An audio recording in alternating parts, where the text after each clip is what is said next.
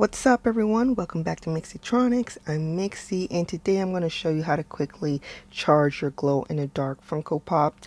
Today we're going to be using the Black Panther series. I haven't even unboxed these, so I'm excited to show you guys.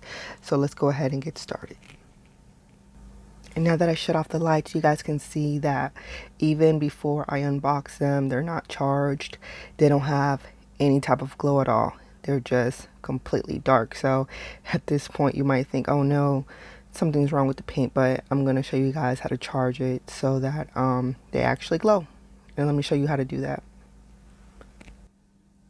Alright, so for the first example, I'm just going to be using a mag-light flashlight, and just for like a few minutes, maybe like 5, just over the areas where it's supposed to glow. I'll probably like put it close up like this, just to make sure that I get as much coverage as possible to the parts that glow. And of course I'm not going to make you watch me do this for 5 minutes, so I'll be right back and I'll show you how that looks.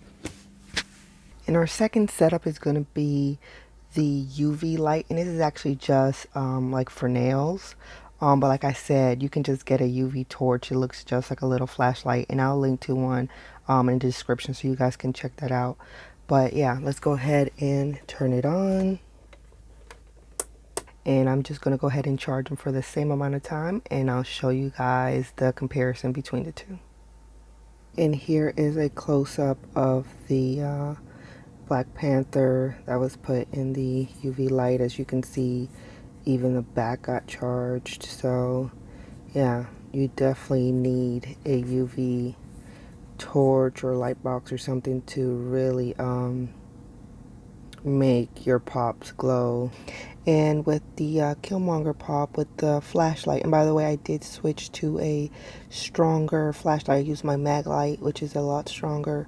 And you can see that with the regular flashlight, I got a slight glow, but by the time I started the video, it started fading. So, I would call that a fail. So yeah, you definitely need a strong UV light.